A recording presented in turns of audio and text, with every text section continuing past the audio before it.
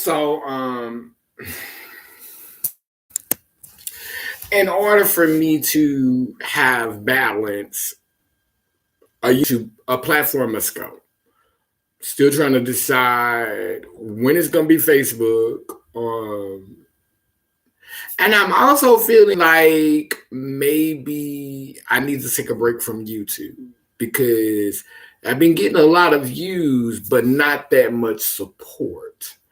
And so I'm use energy for YouTube and I don't feel like I'm getting a return directly on the energy. Maybe it could be coming from other places because I am being blessed in other areas of my life. Like I'm not gonna say I'm not being blessed, but I don't know if I'm feeling this, just feeling like I'm getting the support that I need from YouTube to continue to, just prioritize this and make this a part of my schedule. Like I don't know if I'm really feeling that because I just have not. I'm gonna be honest, it's not shady, you know. I just haven't been feeling the support lately, and what I do on YouTube, I do it, from the kindness of my heart. I do it because I feel like it, and I do it also because it's my therapy. Hey, Sanaya, baby. But yeah. So I'm trying to decide is YouTube or not to YouTube or not to YouTube. Like I'm feeling like another break of YouTube is coming. I mean, like I really have put out a lot of content in a short amount of time. Impressive content, impressive content. Like I could go back and, replay some of my videos and really just redeposit that in my spirit because everything that I say with conviction and I mean it. See, it's one thing when people trying to mimic me and trying to pretend like they think like I think and they're not sincere because you will know a tree by a fruit that it bears, by the fruit that it bears. And so if you're not sincere, then honey, people are going to see through you, but they're going to go along with you sometimes because your act is passable. I was talking about this the other day with Imitation of Life. Like they're talking about Zendaya and Beyonce want to do Imitation of Life. And let's just be clear. Beyonce and Zendaya are gonna bring a new layer if they're willing to talk about it. Because being passable is not necessarily about really being a convincing white woman. Being passable is about white women and white people being able to see themselves in you, being able to relate to you, being able to connect with you, getting white woman energy back. Like, okay, this kind of remind me of me with a little tan, with a little bit more melanin. This is giving me me. So it's not really about us believing that you're a pure blood white woman anymore. We don't need to verify that you are white anymore. What we need to do is know that you will uphold our culture and our ways. You're going to move how we move. You're going to maneuver how we maneuver. That's what the fuck we need to know. Excuse me. God got us, forgive me. I done had a little sip. So, but that's what we need to know. We need to know if you're going to maneuver like we maneuver. I don't care how much melanin you got. Are you loyal to the Queen of England? Are you loyal to the Pope? Is that where your loyalty lies? Did you understand the Klan? Are you empathetic to the Jews? Do you put all of their needs above the needs of people who look exactly like you? That's what they want to know. Who comes first in your life? You support black people, but do these black people maneuver in the same way that you maneuver? In a way that shows respect to the Queen? In a way that celebrates the Pope? In a way that you humble yourself anytime someone utters the word Holocaust?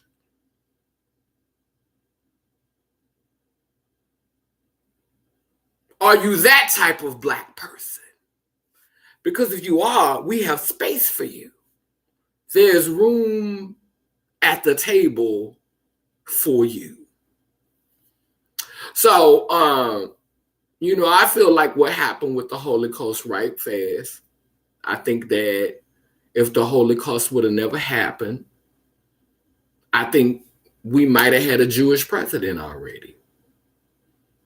I think that our nation might be Jewish because the Jews was making money. The Jews was getting that paper. The Jews had that bag. The Jews are smart and have always been smart. Albert Einstein was a Jew. So I see why there was a war being waged on the Jews.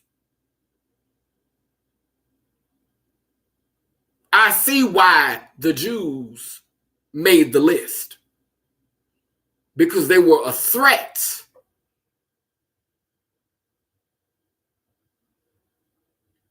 Now,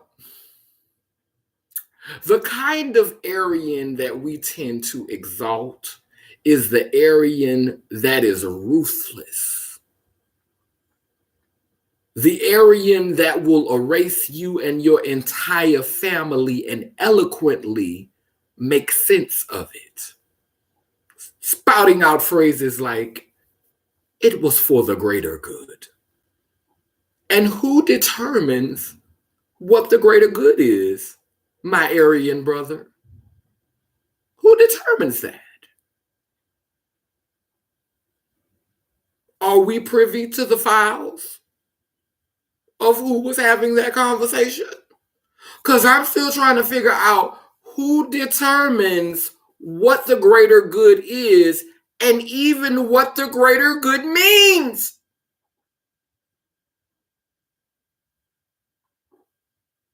There had to be losses. It was collateral damage. Who decides these things? We don't know. So I was just sitting here watching Dane Calloway, and I'm getting my life because Dane Calloway is really like making connections. Like Dane is starting to talk with people who are not being ignored. Like it's one thing when you have your own platform, but people scared to deal with you. Like people scared to interview you. People are scared to share their platform with you because they don't know what you're gonna say. They're not ready for what you're gonna say. But Dane Calloway done been so consistent all these years. This man have been so consistent that now this man is being interviewed by other people and having confrontations with high profile people and calling them out, and he bringing to light this whole indigenous conversation. And see, I remember in my childhood, because see, if you're in your 40s or you're your late 30s or your early 40s or your mid 40s, you come from that generation. Make sure y'all click that like button. You come from that generation where you know that we used to talk about being Indian. We are the generation that they tried to kill the truth in. I think if you are in your late 30s or your early 40s, your late 30s, your early 40s, in your mid 40s, you could attest to the brainwashing. You know what happened. You know what they did to us. You know they've been lying to us. You know they've been lying. You know it in your heart. I remember my drugs and a lot of things happened that the government allowed to be heaped upon us and to be put upon us. But I remember having art all over our house. I grew up in a house that was filled with art.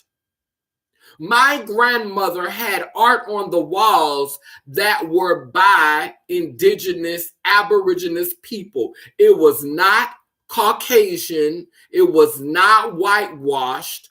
All of the paintings in our home were powerful pieces of art that spoke to our culture. I grew up in a home. The only thing that was Caucasian was the Jesus in the Bible. But on our walls, there were African or indigenous or native or aboriginous beings. There were beings who did not look like white America. It was not given white America. I grew up in a house with art in it. I remember this. And the only thing that was white Jesus. The only thing that was white was the stuff that was in that Bible. But my grandmother did not allow me to grow up in a house with white people on the walls. Did not grow up in a house with white people on the walls. I grew up in a house with African, native to North America, because I think all of it is together. When I say Africa, understand that I'm coming from this standpoint that we were once a super Pangea. All of the world was one continent, was one great big massive continent.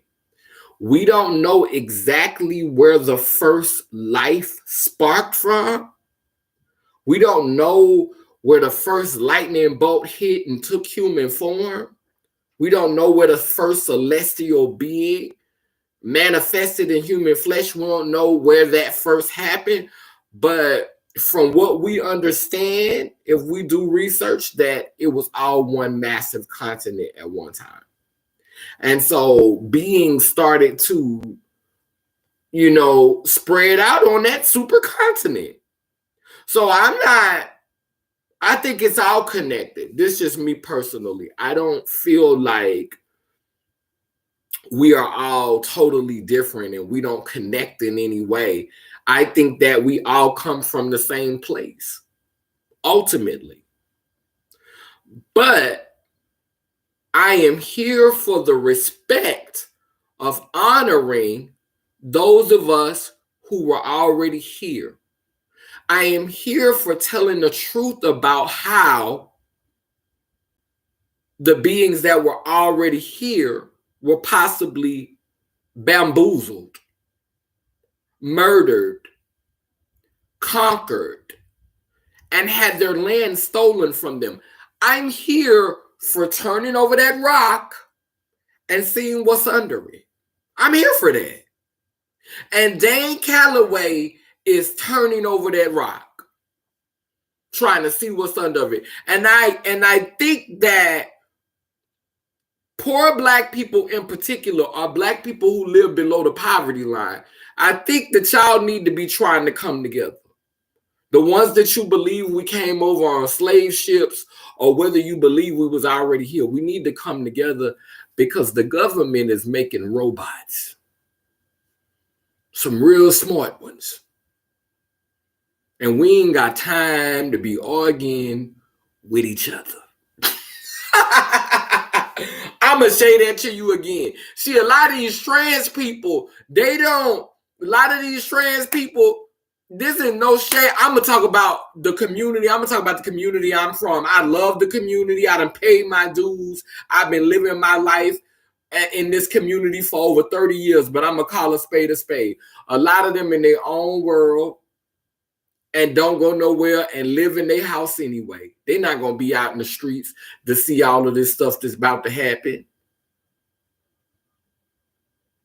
But baby, they got some wealthy people in this nation who own the government. And the stuff these wealthy people about to start doing, wealthy people about to be literally swinging their phalluses around. People gonna be suffering just because somebody rich feel like swinging their phallus around. Just because somebody rich feel like doing some crazy whack stuff, a lot of us gonna have to suffer because a wealthy person feel like exercising their nutsack. So if we don't stick together, we're not going to have no other recourse. Because them robots is coming. Them clones, they coming. You can be sitting around here beefing with this person don't believe in the same God you believe in, or this person don't pray like you pray, or this person sleep with this person, or sleep with this person, or this person do that drug, or this person do that drug. Them robots is coming. They're coming. And you could be sitting up here being locked up in your house, scared to go outside.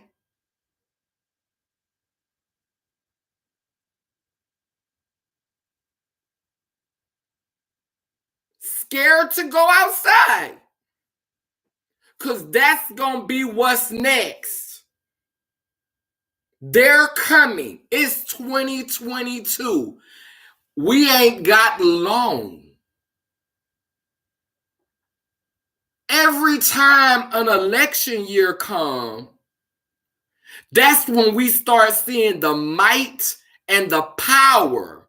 That's when the government start trying to scare us. We good right now. We got 2 years for the shit hit the fan again. But when election time come, they about to start swinging. They about to start swinging it around. They about to start scaring people. People about to start getting killed. They're going to introduce another disease. It's coming. Everybody chilling now. But if you ain't realizing, paying attention, with every election for the president, it get realer and realer. They had people climbing. They done created a scenario where people climbing the walls to try to get into the White House. These people literally created this scenario.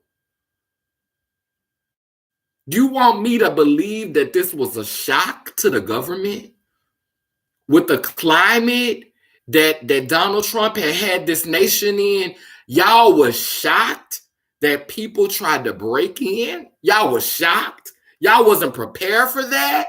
But you call yourselves the Pentagon? Really? I'm not buying it. I'm not buying that y'all weren't prepared for that y'all didn't know that was a possibility. This man talked shit from the moment that he took his oath. And you were shocked. You had no idea what The Rock was cooking. Girl, stop. Girl, please. Girl, Miss Thing, don't play with me. Girl, stop. You're insulting my intelligence. That's what you're doing. You think that we really some monkeys and apes low-key. But that's not me. I'm not buying it. My brothers and sisters might buy it. My aunties and uncles and sisters and cousins might buy that. But I will not buy 50 cents worth of that garbage. They knew. And what's coming, they know about this too.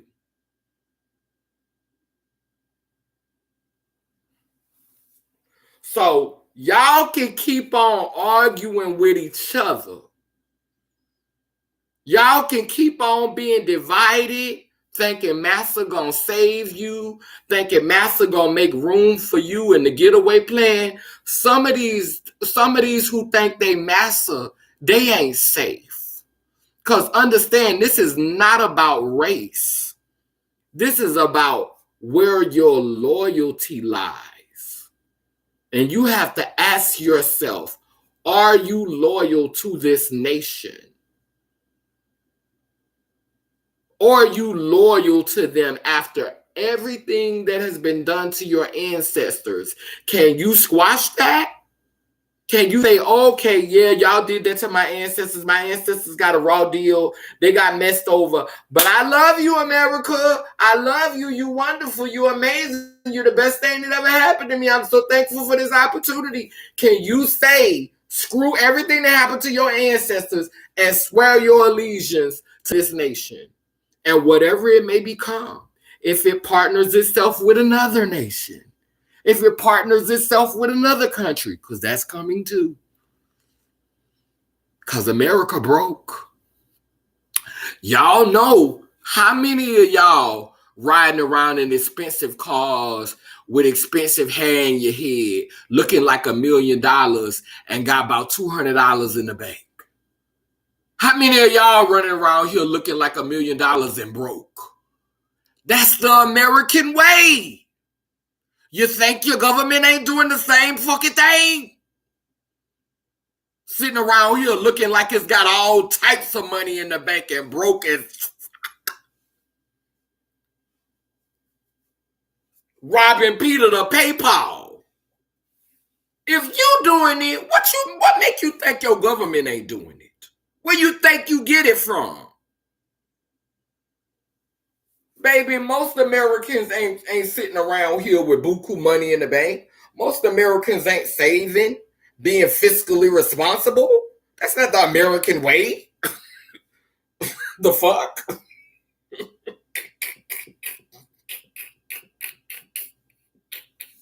If you're not doing it, what make you think they doing it? So when you don't have the funds, when you can't afford to take care of yourself, when you can't afford to meet your needs, what do? You compromise and you take on another people or the dominant culture's way. We call it tap dancing. You know, we go up there on the plantation and we play our role and we do what we're supposed to do. That's the same thing our government is doing to other countries who are wealthier than we are. They going to sit at their table and they're pretending like they got their shit together, and they believe in what these people believe in order to keep getting coins from them. You can always look at your life and look at how you maneuver and trust that your government is probably doing the same thing. A lot of us need to start learning how to look at things on a smaller scale because we think that the government is so big and so together. No, it's just made up of people who was at the right place at the right time, and their ancestors had a little bit more access and wealth than yours. But it does not mean that they were so brilliant and so smart, because that's not who they really want in power.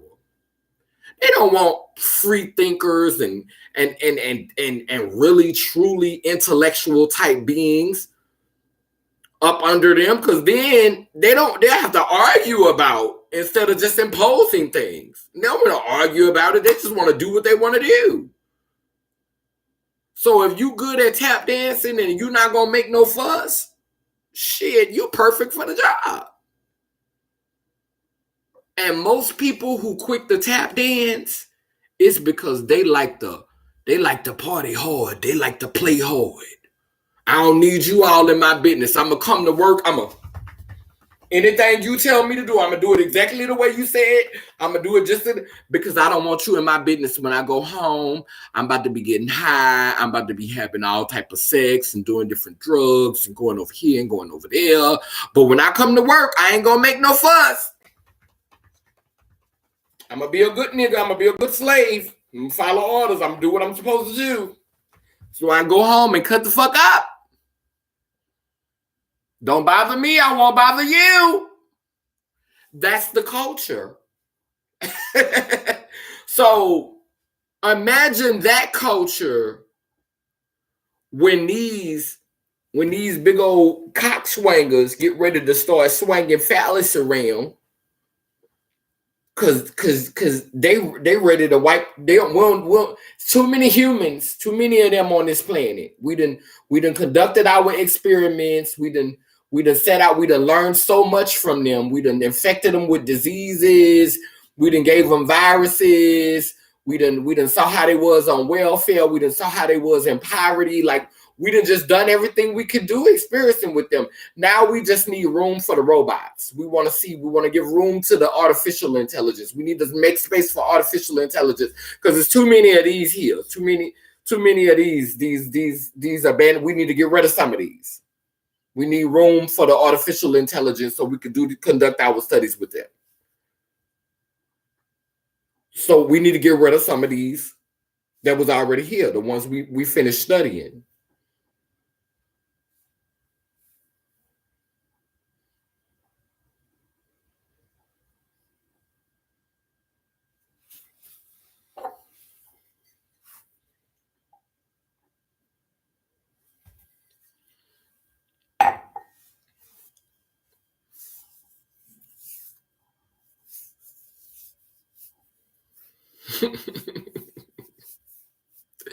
Y'all need to think about that.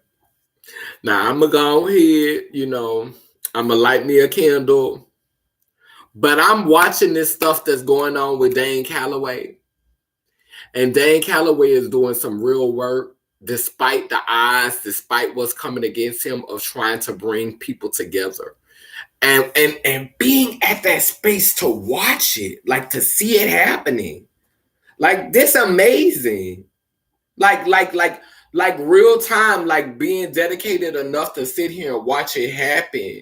Because at first people were scared to interview him, scared to talk to him. Now seeing us get to the place to where these conversations are happening readily and openly, like a lot of y'all gonna have to start really asking some questions. It's unavoidable now. And I'm going to say this, and I'm going to try not to be messy when I say this. But I know people who know their indigenous background, who know they tribe, who know their tribe number, who know that their ancestors was already here. And they don't talk about that. They do that black stuff. Black. I'm black.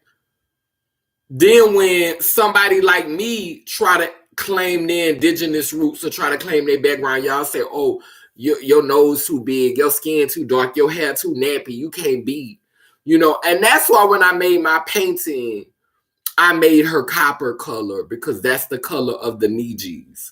So, because we always want to look at the Indians as light skinned with wavy hair. But what we don't realize is that a lot of those that we thought was Indians, yeah, they was Niji, but the ones that we chose to celebrate were the ones who was breeding with the colonizer, because that's how they got to preserve their heritage. And the ones who did not breed with the colonizer and wanted to keep their skin complexion and wanted to look the way they looked and kept that going, those are the ones that they killed, and those were the ones that they enslaved.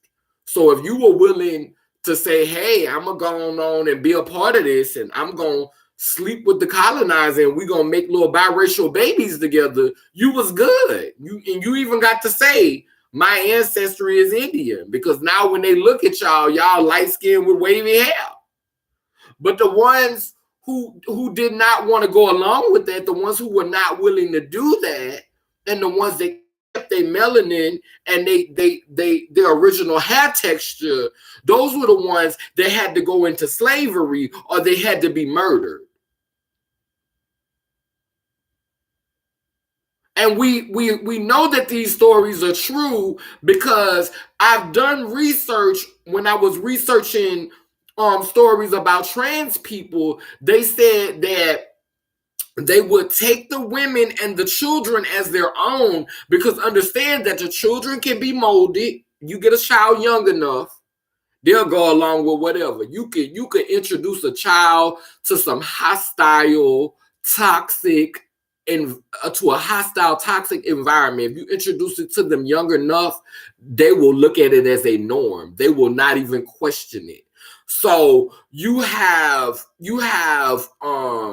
You have children that are exposed to it when they're young. You have females who we traditionally think and have been taught to believe don't have the power to fight against men.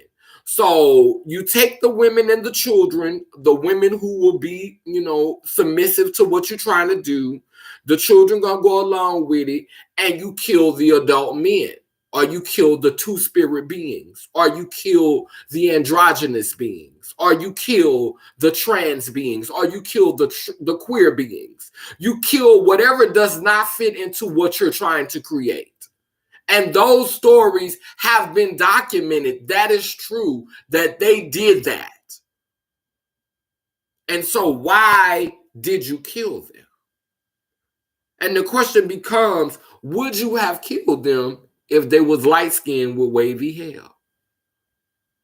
No, because you could breed with somebody who has a different viewpoint than you, that's light-skinned with wavy hair, because at the end of the day, that baby gonna come out even lighter skinned with even straighter hair, and that baby is gonna be able to resonate with the culture that it's been born into. That baby is gonna see itself in mainstream. So regardless is whether the daddy or the mama was light skinned and the daddy or the mama was true to the game and stuck to the team and went for what it was supposed to go for, the baby coming into a world that's celebrating it because it looks like the colonizer. So the baby gonna feel like, man, mama, you with that bullshit. I'm shining over here. They living for me. They like me. Period. So it's easier for the baby to get sucked in. So you can have a mama that's conscious. You can have a daddy that's conscious.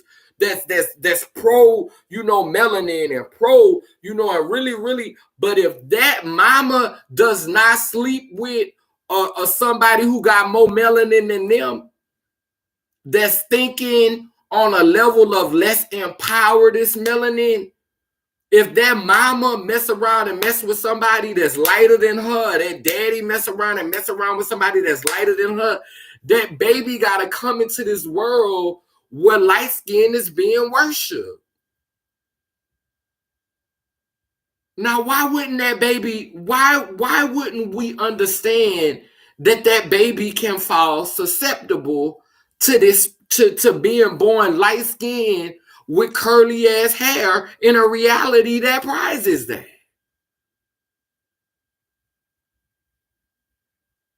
So even if your mother and your father was down for the cause, if they slept with somebody who looked racially ambiguous, that baby still got some mental and spiritual warfare. Because how light-skinned people is, a lot of light-skinned people, they not comfortable with being caught off guard. This is not me down talking light-skinned people. This is just me. Like, light-skinned people, you ain't gonna never see no light-skinned person on a video doing some crazy shit like this. You ain't gonna never, you know why? Because they're too worried about their image. They have not been bred to sit up on a video with their hair looking like, most of them just, they're not gonna do it. They're gonna be on point. Because that's how they was bred.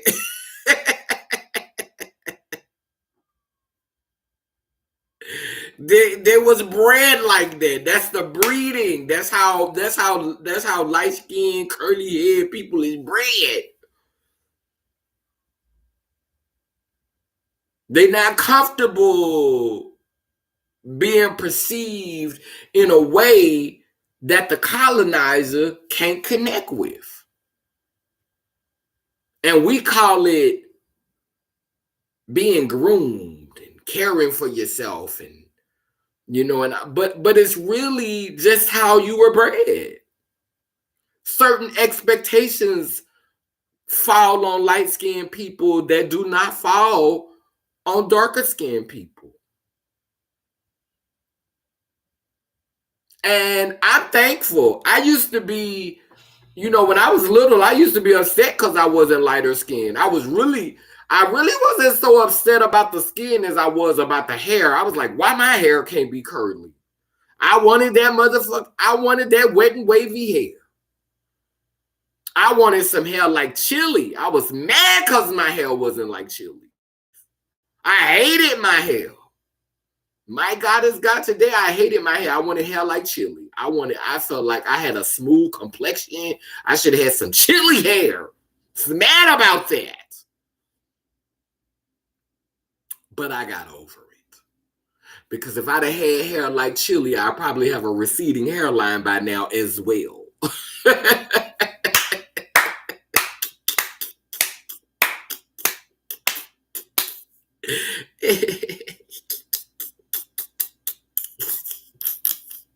So I'm thankful for this kiki thick ass hair. I mean, one time I used to feel a way about it.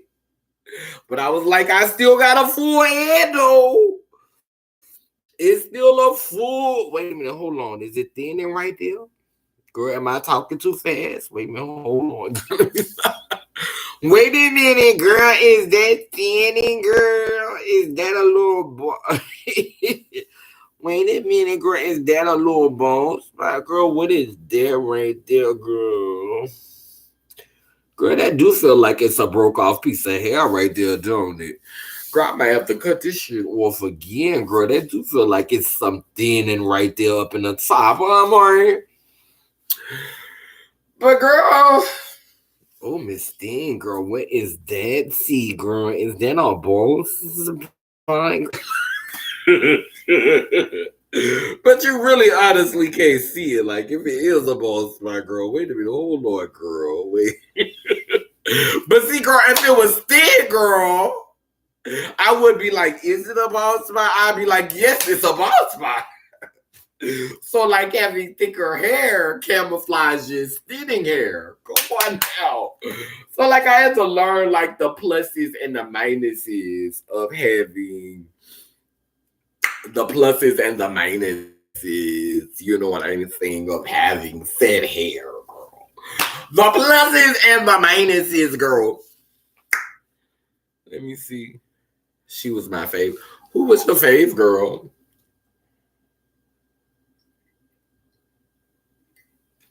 Yeah, but yeah, I think I may do an Instagram. I'm feeling like I'm going to take a little like a YouTube break because I probably not a long YouTube break, maybe like a month or two, like maybe just like a month or two from YouTube, so I can focus on other shit.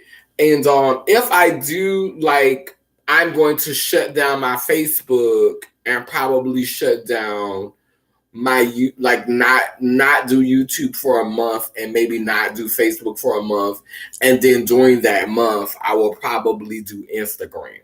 Like, I'll probably create an Instagram and do Instagram, you know, just to give me something, just to give me like a type of social media, because I really just honestly feel like it's for me, support is everything. And I feel like if I'm not getting the support I need from a platform, then I should switch to something else, you know, just so I could get a different feel, different energy, and be fed by different things. Because right now, like, I really don't follow a lot of people on YouTube. Like, so when I come on YouTube, I'm really basically coming on here to give content. But like right now, I think the person that I do follow is probably like Dane, Calloway. Every now and then I watch maybe like 15 or 10 minutes of Tasha K, you know, because I just find her fascinating, you know, how she's went through this with Cardi B and she's still standing. And I feel like, oh, okay, Chili, okay. Yeah, I feel like, you know, she's still standing, and I celebrate her for that. You know, I celebrate Tasha K for still, you know, and putting out, you know, like really taking her content to the next level, taking her work to the next level, and just not allowing that to break her. Like I have questions for Cardi B. I'm like, girl, why you wanted to pop Nicki Minaj, girl? But girl, like Tasha K didn't even have Nicki Minaj security, girl. Girl, that's somebody you could have actually got at, girl, and you wouldn't have gotten that elbow, girl, like you got when you went for Nicki, girl. Like, girl, you literally have enough money, girl, like to where you could have really, really just had like security, girl, to like corner Tasha K off somewhere, girl, and to just really, really like patty cake them jobs, girl, like work them jobs over, girl. If you was really about that life, girl, like you said, you was from the streets, girl, and that's why you ran up on Nicki, girl. And I felt like all of that was just kind of like staged, girl, because, girl, you had them coins, girl, where, girl, you could have really just, caught Tasha K slipping, girl. You know what I'm saying, girl, coming out of the grocery store, girl, and had Tasha K cornered off, girl, and patty cake them jobs, girl. But you took Tasha K to court, girl. You didn't, do for Tasha K what you did for Nicki, girl. Like you wanted Nicki Jaws, girl. And I feel like that was a stunt with Nicki Jaws because you knew you wasn't gonna be able to get to Nicki Jaws because you knew security was going, you was trying to get to that fame because that was when you was still establishing your career and you was trying to get to where you was getting, girl. You was trying to get to where you was going, girl. You know what I'm saying, girl?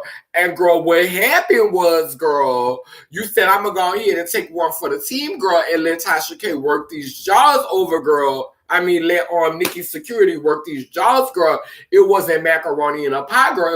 It was elbow in the eye, girl. Was what it was, girl. But then when it came to Tasha K, girl, and as far as Tasha K being transphobic, I think that Tasha K is dark skinned with a big nose and some short hair. And I feel like she's trying to compensate for not looking like, a Cardi B or not looking like a Nicki Minaj. So she gonna say what needs to be said. She gonna talk shit. She gonna express her views. She's gonna do whatever it takes to get herself to the next level. And if that means keeping her name in the mouths of the gay community, the trans community, Tasha K is sheltered. She was one of those girls that didn't really have really, really popping life. You could tell by how, she body shames. I mean, slut shames. She will slut shame a minute. You talking about transphobic. Look at the way she slut shame other females. Like anytime she hear about a girl prostituting or a girl doing any type of salacious sexual act, girl, and talking about how the bed is sacred and marriage is sacred, girl, if she slut shame females, girl, she ain't showing no love for somebody that she don't even understand. So I respect Tasha because a lot of people feel that way about you, but will not tell you the truth. A lot of people think that way about you and won't tell you the truth. At least I know where she stands. A lot of us are friends with people who we don't even know. People who will not ride for you, people who not loyal to you, people who is playing like a chess game. Because 9 times out of 10, when you meet somebody and they meet you and they see you financially stable and you got your own and you got your stuff together and they see you as a resource, whether it be because you have a wealth of knowledge and experience and expertise, or they see you as a financial resource, or they see you as a creative resource, people are always trying to find use for you, a place where they can put you and how they can use you. And so if I'm going to deal with you, I need you to know what you're going to be dealing with. And that's why I respect Tasha K, because ain't nobody going to be able to come and say, oh, Tasha said this behind your back and child, she fooled you because you thought she was this when she was really that. No, Tasha K is who the fuck she is. And a lot of us want to deal with fake people. I don't want to deal with no fake person. I want to know what I'm dealing with. And most people, I'm telling you, most people are fake. That's why I respected Trump. because I knew what the fuck, we knew what it was. We knew what it was. We was never deceived from day one. We knew what it was. Because it's all a game, truth be told. And when you know it's a game, you know to be on your toes and you know to be ready for it. You know, be on your toes and be ready for it. But when you don't know it's a game, you get comfortable, you get complacent. Then the next thing you know, you being complicit. So now, I like Tasha. I couldn't see myself chilling with her and kicking it with her and being good Judies with her. See me and Tasha just click clacking and hanging out and having a good time with each other. I couldn't see that. But I can respect her because I know how to deal with her and I know where I stand with her. I can respect you for that. Just like with Donald Trump. I couldn't see me and Donald Trump sitting around. I couldn't see that, but I can respect Donald because I know what I'm dealing with. I know how to maneuver when I'm around you. I know what it's hitting for. Right. And that's me. I go where I'm appreciated too.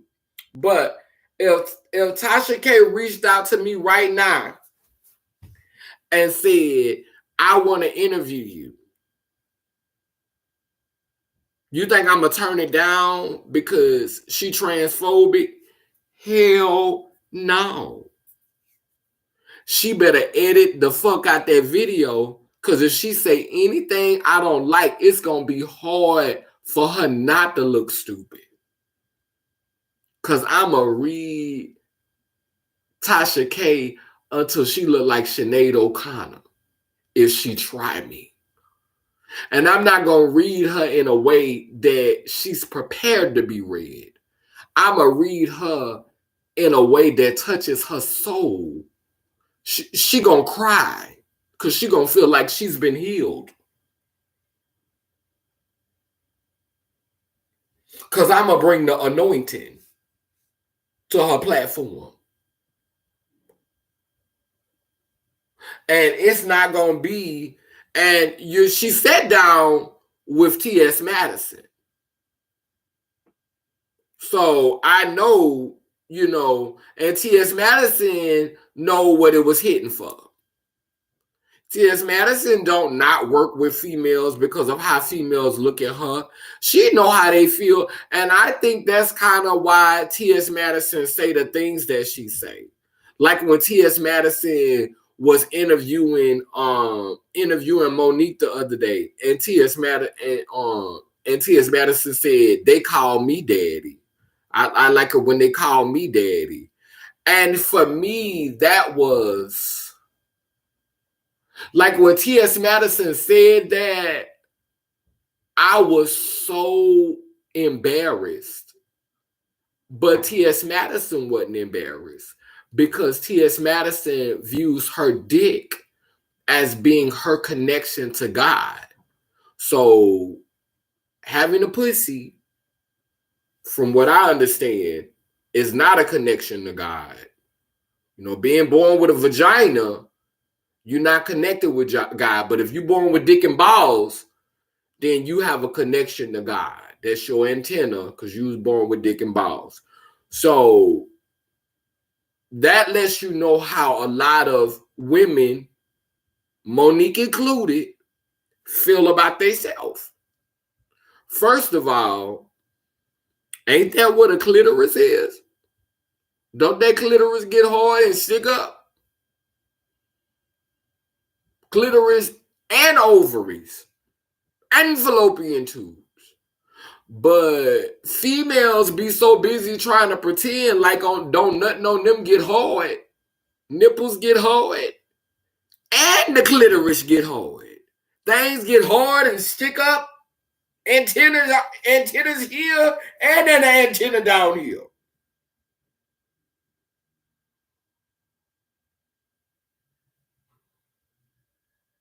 And so, but I get T.S. Madison claiming, the manhood and claiming that. I get it because if you want to keep your dick and you want to maneuver in the world and be respected as who you are, you can't be like, I'm sure this argument come up all the time. And I'm sure females tell T.S. Madison all the time behind the scenes. Because, T.S. Madison cannot, tell that lie that she couldn't get no sex change because she can't afford it or she don't have the money. T.S. Madison can't spew that lie. She can't say, oh, I can't afford no sex change. She can't tell that lie. We know she got enough money to get a pussy. She don't want one. She love that dick. And ain't nothing wrong with loving that dick, but that used to be the scapegoat for a lot of girls who never wanted the sex change. I can't afford it. I don't have that money. The girls could lie and say, if I had the money, I'd sure get it done. Girl, you don't want no damn pussy. Girl, you don't want to be without that dick, girl. You want that dick, girl. You couldn't imagine your life without that dick, girl. So T.S. Madison can't tell that lie. So she have to be one of those girls that come to terms and celebrate that cock. She have to, because the platform that she have and the level that she on and the people that's looking at her and the people that's coming into contact with her, like, you could imagine what the conversations be like behind the scenes and the level of conversations that's being had. Like the people that she come across and the opinions and the perspectives that people must have. So you got to be confident with what you got. Because you can't sit up here and just brush it off like a lot of girls can say and say, oh, girl, I can't afford this exchange. No, T.S. Madison, girl, you're interviewing Monique. You was just on the Breakfast Club. Miss Thing, you could afford a pussy. Girl, with that platform that you have, girl, you could afford a pussy. So, girl, what's the tea, girl? Why you ain't got that pussy? So you can't be no docile girl and act like it's about money and all of that. You have to be ready. So, I get it. Like I used to didn't get her. And I think it was because I didn't want to get her. I'm be honest, I didn't want to get it. And it was because, I'm be honest, to a certain extent, I was a little brainwashed. I did feel like if you a girl, what you running around here with a dick for? I felt like that for a long time. When I first had bottom surgery, I had my orchiectomy first. And when I had my orchiectomy, I said I wasn't going to get no sex change. I said I was just going to be castrated and I was never going to go through and get the whole sex change. That's what I said. Child, about 6 months after them testosterone levels went down, girl, I was ready for that dick to go. And by the time I got ready to get the surgery, I didn't hate my penis, but I was still, I knew I didn't want to live my life with shoulda, coulda, wouldas. Like I love every part of my body. I'm thankful for the experience that I had with my penis when I gave her back to the universe, when I gave her back to the cosmos, when I disconnected myself from her. I feel like she was a sacrifice to the spiritual plane. So I don't have any disrespect or any hatred towards my penis. That's not my narrative. I'm not that girl who was disgusted by it and hated it. I did not need it to maneuver in this reality. I felt like it was a chain. I felt like it made me indebted to the patriarch. I felt like as long as it was hanging there, I had to side with men. I felt like I had to be on their side. And I didn't think they deserved me on their side. That's how I felt. I felt like I couldn't legitimately claim and understands the oppression that females have endured and that exes have endured, I feel like I couldn't make that connection unless I made that sacrifice. I felt like as long as it was hanging there, I still had an out of jail, a get out of jail free card. That's what it was for me. I felt like I could not 100% commit to who I was without making that sacrifice. I had to do it. And thankfully for me, I was built for that.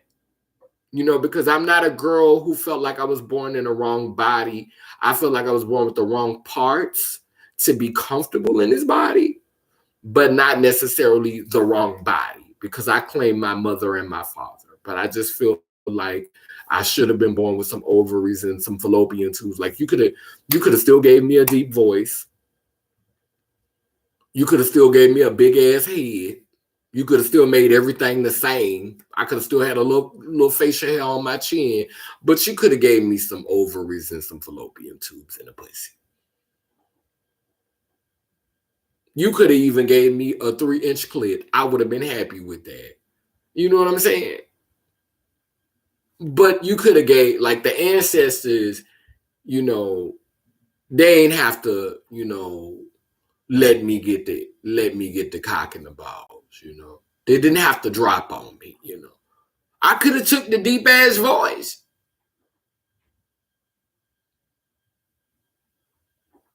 I'd have been good with a little facial hair, some broad. I'd have been okay with being clocked. Like motherfuckers saying you look like a man. I would have been okay with that if I could have just been born with a biological vagina. Like you could have gave me all the rest of the daddy qualities, but you could have gave me a nookie. That's all I'm saying. A biological nookie, So yeah, for me it just I couldn't imagine, so I would never. I think we're all built differently. We're built for our paths, for our journeys, for the road ahead. We designed for it. We built for it, She was built for hers and I was built for mine. And mine was not meant to have dick and balls. I could not imagine going back to be with my ancestors with a full package hanging between my legs. Because I was born into a paradigm where the patriarch, the phallus, done some foul things. Men have done some foul things. Those who were born with dick and balls have done some foul things in this reality. And I could not leave this world with dick and balls. I couldn't come here with them and leave with them. Because like I said, it's like a lawyer. Like from what I observe behind the scenes, even when I'm dealing with my partners and I'm dealing with relationships, it's like this subliminal unspoken bond that because I got dick and balls, I'm supposed to be on your side. Like how it is with black people, because I'm black, I'm supposed to automatically be on the black person's side. So because I got dick and balls, I'm supposed to be with the black men. Like, no. Y'all done some fuck shit. I'm not. No. No, I'm not. No, I'm a different tribe. I love you though. But I'm a different tribe. I don't need it. Y'all making enough babies. I don't need to bring no shearing here. Y'all got that covered. Y'all pumping people full of diseases with your dicks. You putting all type of STDs up in each other asses and pussies with them dicks. I don't need to participate in that either. Testosterone got you around here with your chest pumped up, wanting to fight, wanting to beat people up that ain't did you nothing. But you don't want to check massa, but you won't check everybody else. Don't want to be a part of that either. So many reasons why I just didn't see the need for dick and balls.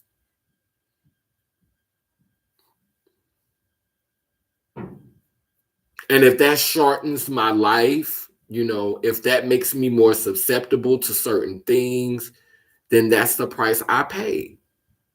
But guala la fitun babosa yaktao until until my time is time to go. Because when it's my time, it's my time.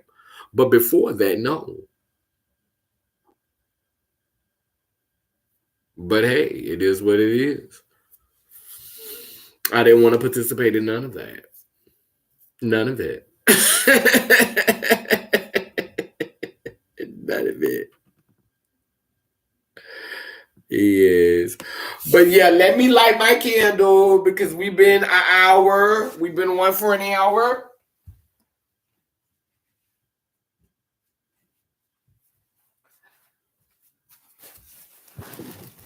I am so excited about my new piece of art, y'all. Like for real. Hold on. All I really need is God is. God is. God is in me. So make sure y'all click that like button. Click like on this video. Show support. Like I said, I may be taking a little hiatus from YouTube. But if I do decide to take a hiatus, I will come back on here and promote my Instagram so that I will come back on and promote my Instagram so y'all can know where to find me if I decide to start an Instagram. If I don't start an Instagram, then I'll come back to YouTube. So, but I am going to take a little time from making YouTube videos, a couple of weeks. If I don't make an Instagram, then like I said, I'll come back to YouTube. But if I make an Instagram, it'll probably be in a couple of weeks. And I will come back on and do a video to let you know where you can, follow me on Instagram. Because 9 times out of 10, if I create an Instagram, then I'm going to get off Facebook too. So there's not going to be any Facebook and there's not going to be any YouTube. So if you want to see anything that I say or any comments that I make or anything that I move to talk about, then it'll probably be on Instagram. So anyway, yeah. Just giving y'all a heads up. My Gemini is, and I have to, balance myself. I'm doing pretty good on the meat fast and the sex fast. I haven't had sex in almost a month. So, yeah, it's been a minute. It's been almost a month. And that's the longest that it's been in a minute, because I've been getting it regularly, getting it in. So 2 weeks be a stretch for me. So the fact that I'm almost at a month is really, really, what's up. So, like I said, I haven't been sexually active in almost a month. And I haven't had red meat in, oh my goodness. I haven't had red meat in probably like 9 days. Like it's been about 9 days since I had red meat. Even chicken, like I haven't even had chicken in any type of bird, in about 9 days. So yeah, I'm trying to be focused. Like I had, I had some calamari like the other day. Like I was like, girl, come on. And that was still the day before my fast officially started. So I was still within the guidelines. Like I haven't broke the fast yet because the red meat is not supposed to. The red meat and the sex wasn't supposed to start until February the 18th. So I haven't broke, the guidelines since the fast was supposed to start. But yeah, so as I get, just as I start going deeper into my fast and start purging myself of more things and start letting things go because I be having to let so many things drop off, honey. But I have to make sure that I got my footing with one thing before I let go of another thing. So like, I can't try to let go of this and I'm still, iffy about this, so that's how my fast, works. Like I have to say I'm secure. Like now I feel like I'm in a secure place with not having sex because it's been almost a month. I don't want to fuck that up. I got some time under my belt. With the red meat, I have 9 days under my belt. When I get up to the 2 week, then I feel a little bit safer because, a girl was still eyeing some lamb chops the other day. So, we still on shaky ground with that. So before I let anything else go, I have to get a little bit more time under my belt with the red meat and the chicken and stuff. And then so once I get, that really, really under control, and I know, okay, girl, you good, you don't want that, you straight, you got time under your belt. Okay, which one of these social medias is about to get ready to go? So I'm letting you know, social media is next on the chopping block. So some things might change up, and like I said, if I'm not on YouTube within 2 weeks, then I will come on and let you know where you can find me at on Instagram, because I'm definitely getting ready to shut my Facebook down within the next couple of days or the next few days. I'm gonna give myself some grace as I'm doing good with the other stuff. Amen and woman. But this candle is lit to acknowledge the ancestors who have transcended this world today, and those who have transcended this world every other day since I've been away from my altar. I light this candle to guide home the ancestors of past, present, and to guide here the ancestors of the future. As I blow out this candle on the physical plane, it grows with power, intensity, and purpose on the spiritual plane, creating an undeniable flame that serves as a guide to those who are here, those who have come, and those who will come. Thank you for your light. Thank you for fire, water, earth, and air, all those things that come together to make us whole. We love you, we honor you, and we respect you. Thank you so much to all those who have come, lived, and died so that we might grow in understanding. Amen, a woman. Lelem, lelem. Down bananantarase kuwa keep spinning and turning. Iangani, Iyanko, Kalukalo, which means I am a child of God, goddess. And if I am, you know you are. Love y'all.